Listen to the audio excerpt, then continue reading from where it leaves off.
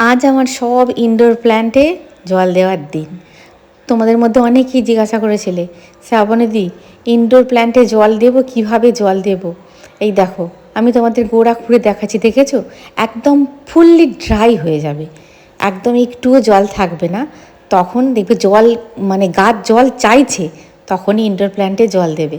আজকে ইনডোর প্ল্যান্টে জল দেওয়ার দিন, আর আজকে ভেবেছিলাম এটাকে চেঞ্জ করব। তারপরে দেখলাম যে ফুলগুলো প্রায় সতেজই আছে, সুতরাং আজকে থাক, কালকে চেঞ্জ করব।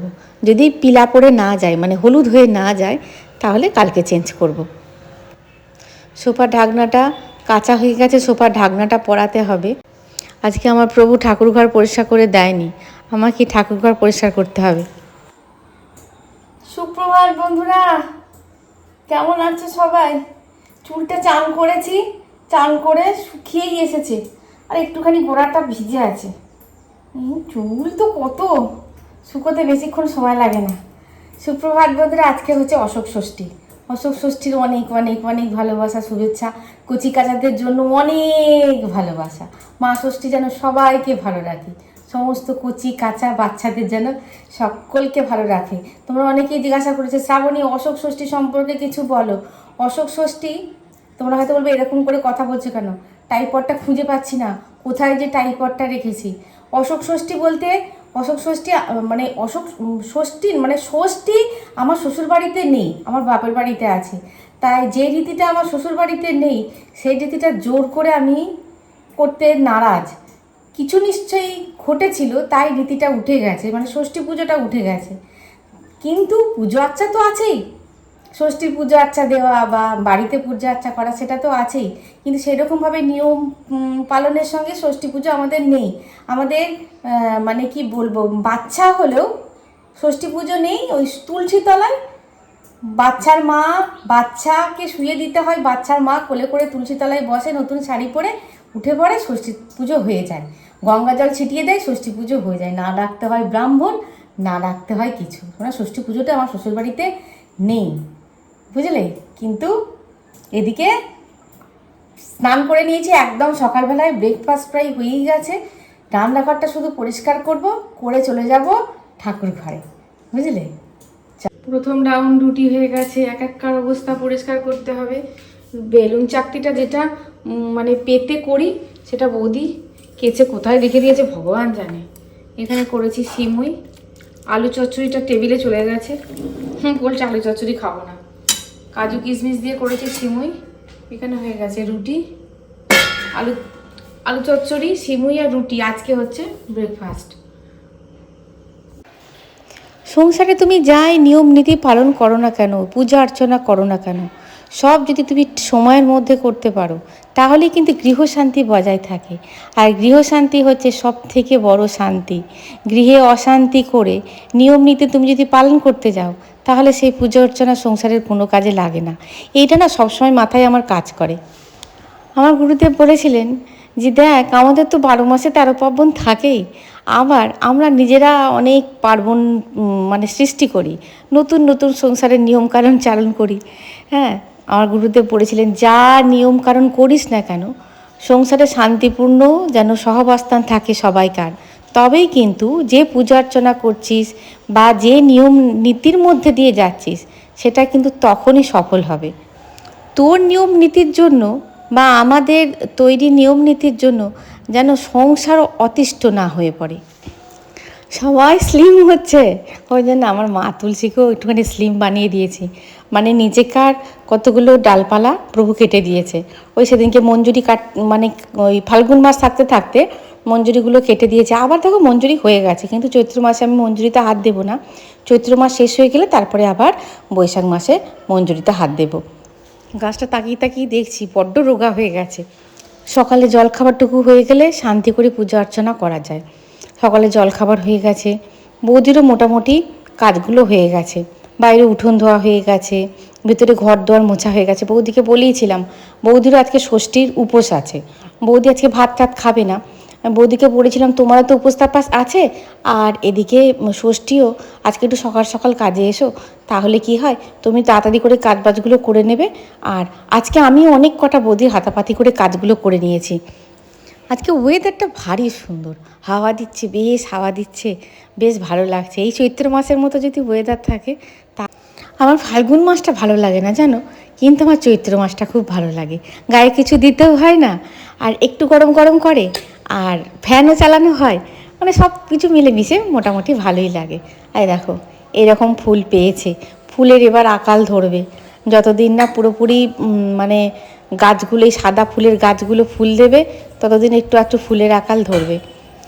ভেবেছিলাম পুজোটা করেই নেব, ও বাবা ফোন এলো, প্রভুর ফোন এলো যে আমি কিন্তু সকাল সকাল খেয়ে দিয়ে যাব। হয়ে গেল, মা ষষ্ঠীকে বললাম, গোপালবাবুকেও বললাম, তোমরা এখন দাঁড়াও, আমি এখন একটুখানি রান্নার জোগাড় করে নিই, তারপরে পুজো করব। তবে অন্যান্য দিন যে টাইমে পুজো করি তার থেকে ঢের আগের সময় ওদিকে ভাতটা চাপিয়ে দিয়েছি। আর আজকে যেহেতু মঙ্গলবার, আজকে নিরামিষ হবে, মুখ খুব চটজলদি হয়ে যাবে। এদিকে মুগের ডাল একটুখানি কড়াই নেড়ে নেব, নেড়ে নিয়ে সিটি দিতে দিয়ে দেবো। আর এদিকে সমস্ত কুটে টুটে নিয়েছি, উচ্ছে কুটেছি, আবার তোমার ডাঁটা কুটেছি, ডাঁটা আলু দিয়ে বড়ি দিয়ে একটা তরকারি হবে, উচ্ছে ভাজা হবে। আর এদিকে আম কুটে নিয়েছি, আদা নিয়েছি কুটে। আম বলতে কি, আমাদের গাছে ছোটো ছোটো আম পড়ছে, কুসুম হাতে করে নিয়ে এলো। হ্যাঁ বলছে আমি চাটনি করে খাবো। বললাম আচ্ছা ঠিক আছে রাখ। ও সে এখনও আতুরগন্ধ যায়নি আমগুলোর, বললাম হাতে করে নিয়ে এলো তাই করে দেবো। এদিকে মুগ ডালটা ভালো করে ধুয়ে সিটি দিতে দিয়ে দেবো। মুগ ডাল তেলেও ভাজলে ভালো হয়, টেস্ট বেশি হয়, কিন্তু অম্বল হয়, ওই জন্য তেলে ভাজি না। নুন তেল দিয়ে সিটি দিতে দিয়ে দেবো। ভাগ্যে ইন্ডাকশানটা ছিল, তাই গ্যাসের তো ক্রাইসিস, দেখেছো তো নির্দিষ্ট সময়ের আগে গ্যাস দেবে না। তা যাই হোক, যাদের গ্যাস আছে একটুখানি মানে সতর্ক হয়ে রান্নাবান্না করো। আমার তো প্রতিদিনই ভয় করছে, মানে খুব সতর্ক হয়ে রান্নাবান্না করছি। ভাতটা প্রায় 1 ফুট হয়ে গেছে, একটুখানি বন্ধ করে দিচ্ছি, তারপরে আবার চালাচ্ছি। সব থেকে গুরুত্বপূর্ণ কাজটা, আমি যেটা ভাবি সব থেকে গুরুত্বপূর্ণ কাজ, সেটা হয়তো আমার মাকে ফোন করা, সেটাই আমার করা হয়নি। মাকে একবার ফোন করেছিলাম, মা হয়তো বাথরুম টাথরুমে গিয়েছিলো, ধরতে পারিনি, আর ব্যাস মাকে ফোন করতে ভুলে গেছি। এই কাজবাজ করছি আর মনে হচ্ছে মাকে একবার ফোনটা করি, মাকে একবার ফোনটা করি। আর নির্দিষ্ট সময়ের পর মা যদি আমাকে ফোন করে না, মা একটুখানি রেগেই যায়।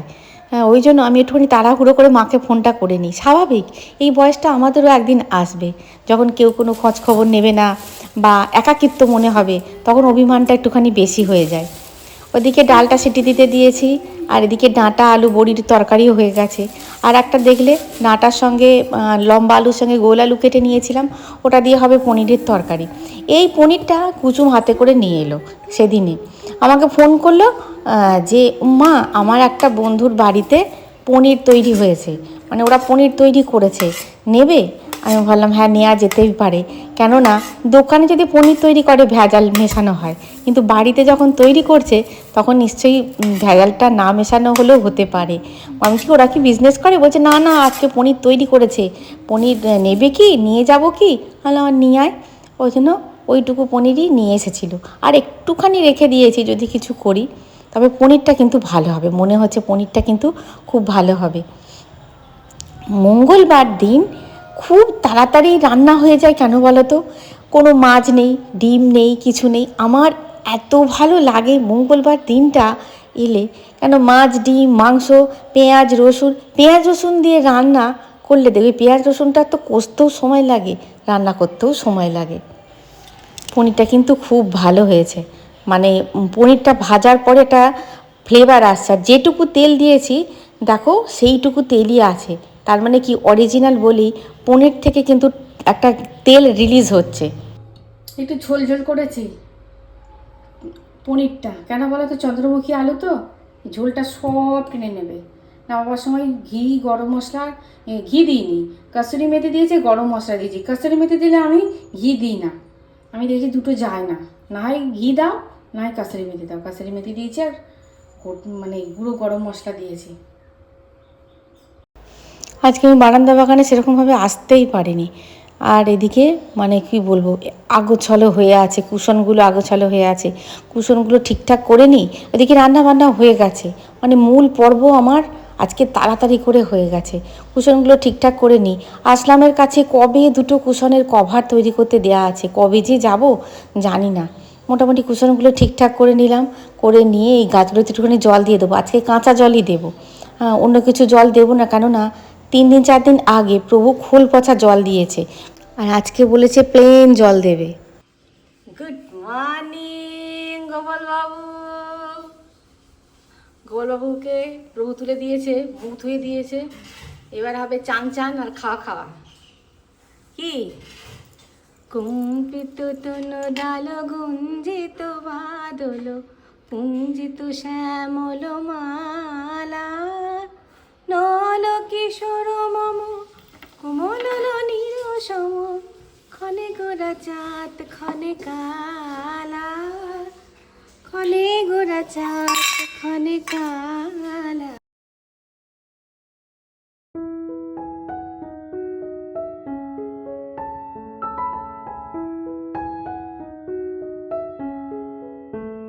সেদিনে প্রশ্ন উত্তরের পর্বের পর অনেকেই বলেছ, শ্রাবণীদি পর্বত দেয়া হনুমান তো নিয়ে চলে এসেছি, পুজো করে ফেলেছি, কি হবে?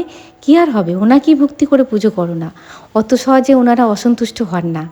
তোমার ভক্তির যদি জোর থাকে ওই ফটোতেই কাজ হবে। হরিনাম হচ্ছে কালকে থেকে, হরে কৃষ্ণ হরে রাম, মাথার যন্ত্রণা ধরে যাবে একদম, বুঝলে? হরে কৃষ্ণ বিরক্ত হয়ে যাবে, বলবে একটু থাম একটু থাম। আবার সকালবেলায় কি করছে বলো তো, সকালবেলায় কি মানে বিভিন্ন ইয়ের সুরে গান করছে, মানে ফিল্মি সংগুলো, তারপরে হিন্দি সঙের ফিল্মি সঙের, হ্যাঁ মানে সুরগুলো দিয়ে গান করছে। এখনো একটা গান এখনো সুরটা ধরেছে। ও কত সুর পাবে বলো তো, এরা তো সেই সাইড সিঙ্গার। আর যেগুলো আসলি হয়, মানে কি বলে যেগুলো পালের ইয়ে হয় আর কি, মেন হয়, মেয়েই বলো ছেলেই বলো, ওদের কিন্তু সুর সম্পর্কে অনেক ইয়ে আছে। ওরা যখন করে একটা রাগের ওপর বেস করে আমি দেখেছি, এবং বেশ শক্ত। আর এদের মানে ওই ইয়েটাকে রেখে দিতে হবে আর কি, রেসটাকে। কথা বলবো কি, চিঠি পড়ে গেল, চিঠি বন্ধ করে আসি। মা আচার পাঠিয়ে দিয়েছে, আচার রাখবো গত বছর একটা শিশি, এমনি মানে অনেক দিনকার হয়ে গেছে তো, এমনি দেখলাম ফেটে গেল। আর একটা শিশি একটু চির মতন খেয়ে গেছে, ঠোকাঠুকি লেগে হয়তো, ওটাকে বাতিল দিয়ে দিয়েছি। ভাঙা কাঁচ ভাঙা শিশি রাখবে না বাড়িতে, মায়ার রাগ কাটিয়ে বাতিল দিয়ে দেবে একদম। প্রভুকে বলেছিলাম আচার রাখবো, মা আচার বানিয়ে দিয়েছে, শিশি নিয়ে আসতে। ও মিল্টনের এনেছে, মজবুত জানো, কিন্তু ধরবে কিনা, দুটো এনেছে।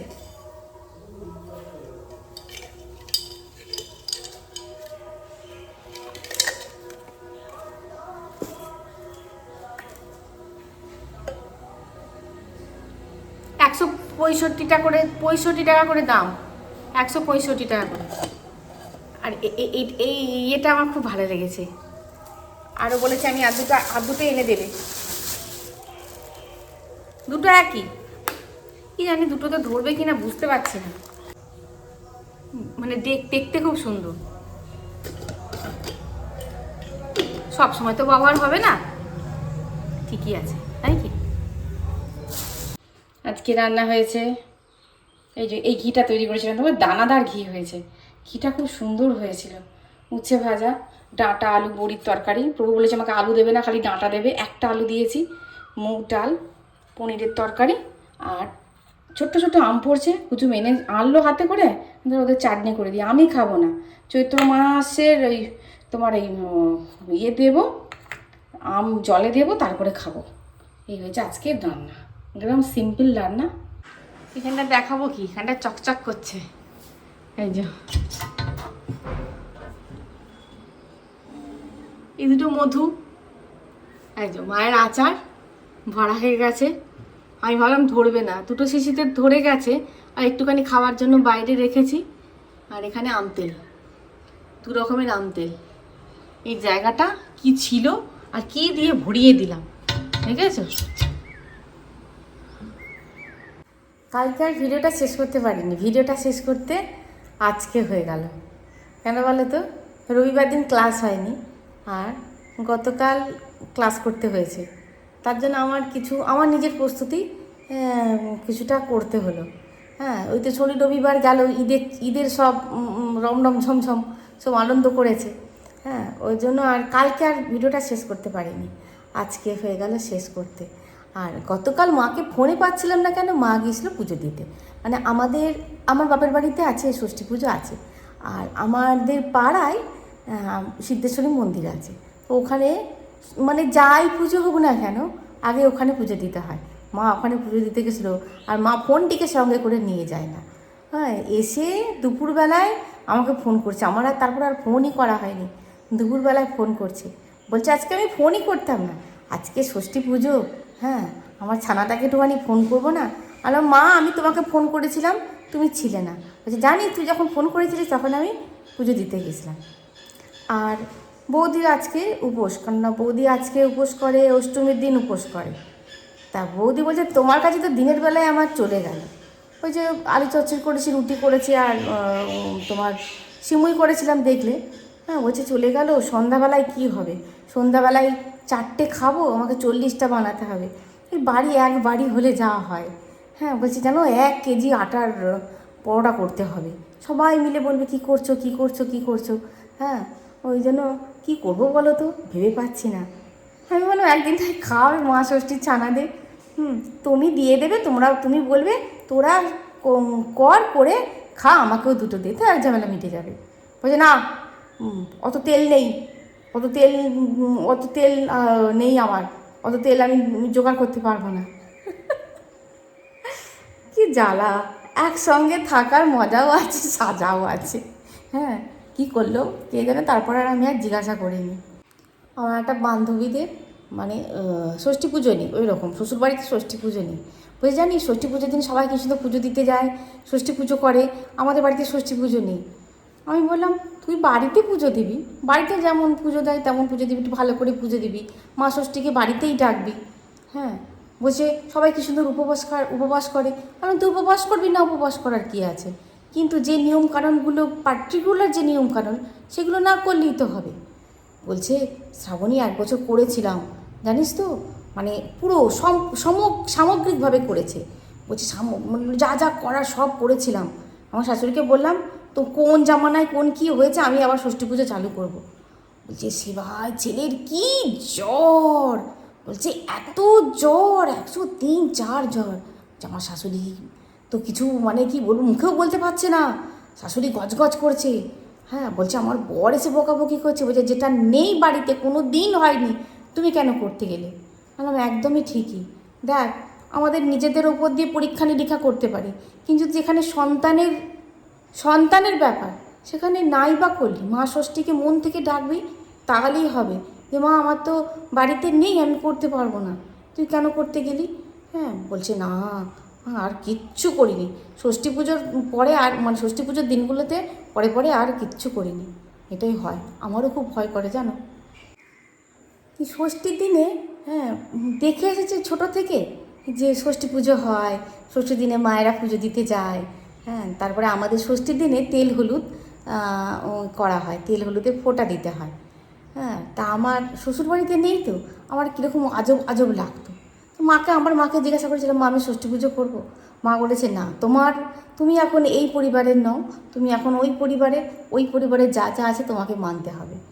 তারপরে আমার শাশুড়ি মাকে জিজ্ঞাসা করেছিলাম, শাশুড়ি মা বলেছিলেন যে জামাই ষষ্ঠীর দিনে কোনো এক জামাই মারা গেছিলো, তা ষষ্ঠী উঠে যায়, ষষ্ঠী আর নেই। এই ঘটনা তোমাদেরকে আমি বলেওছি, ষষ্ঠী নেই, তা তুমি করলে করতে পারো, কিন্তু দেখো বৌমা না করাই ভালো, আমরা কেউ করিনি, আমার দরকার নেই, আমি আর ভয়ে আমি করিনি বাবা, মা ষষ্ঠী আমার মাথায় থাক। হ্যাঁ, দরকার নেই, আমাদের ষষ্ঠী কোনো ষষ্ঠীই নেই। তো যাই হোক, ভিডিওটা এই পর্যন্তই, দেখা হচ্ছে পরের ভিডিওয়ে। খুব ভালো থাকবে, খুব সুস্থ থাকবে, আছে বন্ধুরা।